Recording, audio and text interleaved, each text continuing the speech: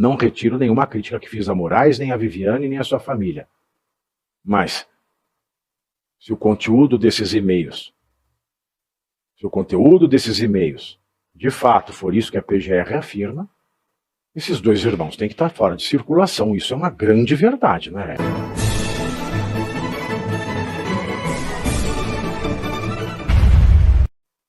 Careca.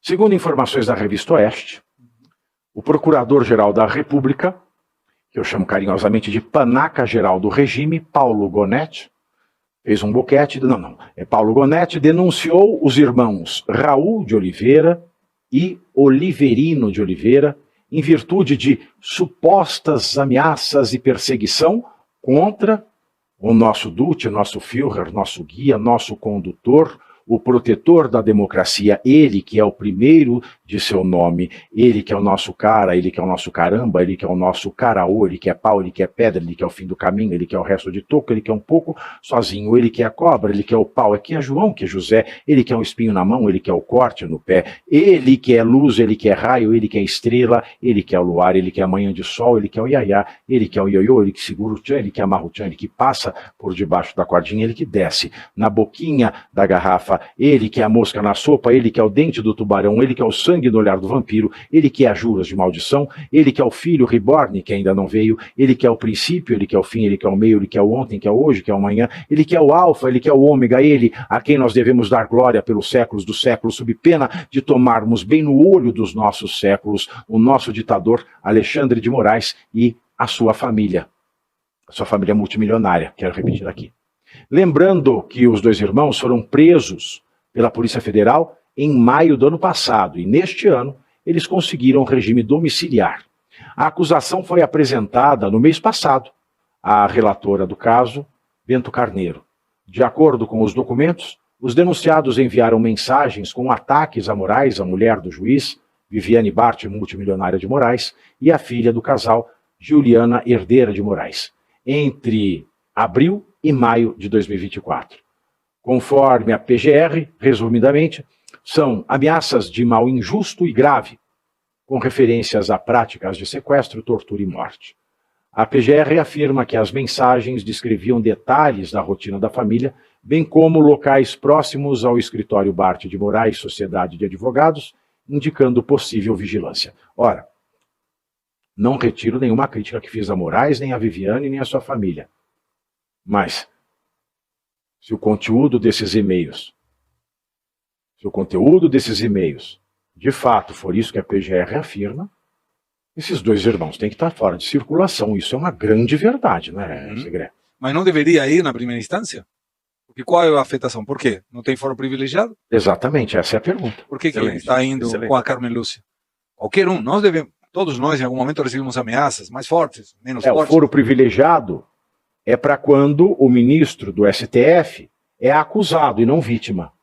Então não deveria estar no STF? Não deveria estar no STF. Por que está? Porque deve ser culpa do Bolsonaro, certamente. Bem provável. Mas isso é mais uma oportunidade para a gente analisar que é seletiva. A colocação do foro passou a ser uma referência apenas. E alguém determina se vai na primeira instância, como deveria, e vai lá e cumpre toda a sequência de primeira instância, recurso, vai para a segunda instância, STJ e STF eventualmente.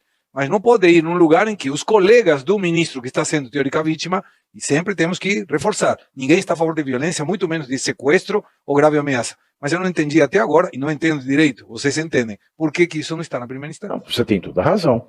E nós temos aqui o seguinte, dois irmãos que, em sendo verdade o que a PGR diz sobre o conteúdo do e-mail deles, são dois criminosos, são duas escórias da sociedade, mas que ao mesmo tempo em que são escórias da sociedade, tornaram-se presos políticos pela escória do STF. Sim, em virtude do ativismo judicial. Exato. Perfeito, é isso aí. A não ser que ele tenha dado uma nova interpretação de que em virtude do e-mail, suposto e-mail, estou me baseando pelo que a notícia está trazendo, não vimos os autos, né?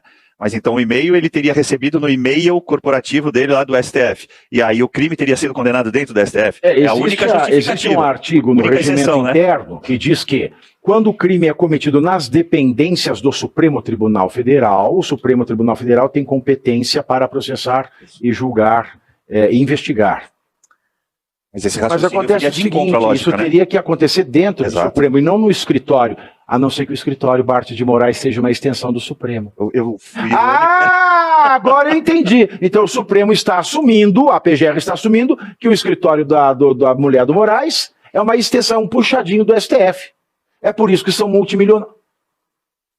eu fui irônico e proposital agora, né, propositivo também, porque o inquérito 4781 das fake news é similar.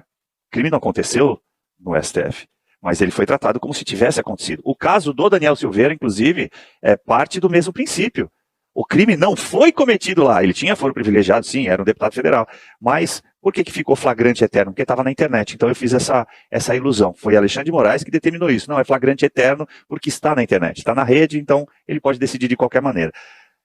Infelizmente, apesar dessas pessoas, se fizeram realmente, cometeram efetivamente esse tipo de crime com essa gravidade, ainda assim, Pavinato, defendo que eles devam ter o devido processo legal, direito à ampla defesa e o contraditório, ao juiz natural, como muito bem lembrou o Segré, para que aí sim, então, possam ser devidamente julgados. Mas aí agrego outra pergunta, uma pergunta. Eu não entendo, de novo, nada de questões legais. Vamos imaginar que qualquer pessoa faz uma ameaça contra alguém.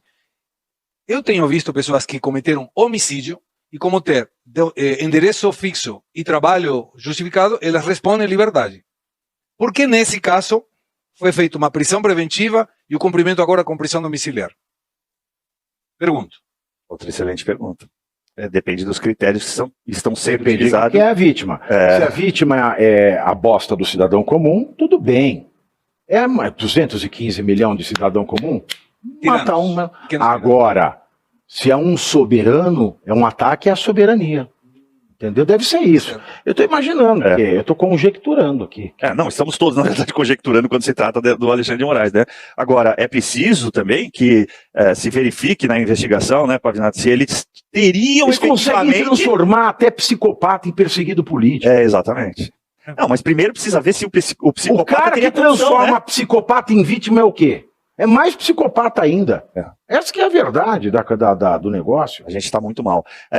Precisaria, de novo, reforço aqui, precisaria ver se eles teriam condições, primeiro, de fazer a vigia que eles, de repente, alegam ter feito, se teriam condições de promover um sequestro. Agora, infelizmente, muitas das vezes, a redação das nossas leis são tão subjetivas que permitem que determinados psicopatas façam aquilo que acham correto para punir qualquer pessoa. Agora, olha, de Moraes saiu lá na Vaza Toga. Ele mandava investigar a vida até do pedreiro. Por que ele não está preso também? Fez ameaça, talvez. Ele não fez ameaça direta, mas ele falou assim, olha, eu quero foder com a Revista Oeste, acha alguma coisa aí. Não tem nada. Aí ele mandou o Ayrton Vieira. Aliás, tem visto o Ayrton Vieira? Não. Não tem mais, ele foi cancelado o visto dele. E aí manda usar a criatividade. Manda usar a criatividade. Mas aí, de novo, quando você... esse o problema, nunca ameace, faça. É o que Alexandre de Moraes ensina. Sim. Está pensando em cometer um crime, cometa. Agora, alguém tem que estar olhando isso. Quando você vê o Tagliaferro... Deus. Pode ser, tomara. Mas quando o Tagliaferro faz essa denúncia, alguém dos ministros dizendo, peraí, se ele realmente está fazendo essas denúncias e tem alguma coisa de certo, precisamos investigar. Não estou dizendo que a acusação procede. Eu não sei.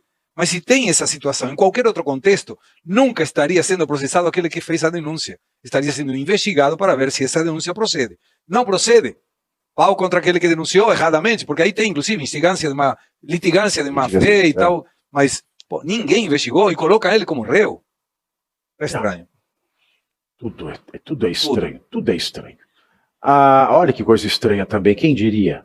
Ao cumprir mandados de busca e apreensão, na semana passada, por corrupção no Ministério da Educação, os investigadores da Polícia Federal foram recebidos em um dos endereços dos alvos. E você aí já está preparado para ter todos os argumentos para dizer que Marx não foi um cara legal, para dizer que o comunismo não é um lugar para diversidade, para desmontar essa grande fake news histórica da esquerda, que é repetida por nossos professores de história, de geografia, de sociologia, que é repetida nas universidades, que é repetida nos livros. Está preparado para dizer por que Marx não era um cara legal e por que todo marxista raiz também não é, e porque o comunismo é terrível. Você já leu Nos Anais de Marx? Pois é, aqui nesse livro você vai encontrar tudo o que você precisa saber para responder aquele sabichão que diz que Marx é um cara legal, pois não é. Leia agora Nos Anais de Marx, a trolha do comunismo transviado para encaçapar idiotas. À venda em todas as livrarias do Brasil, pelo site ou nas lojas físicas. Não deixe de ler.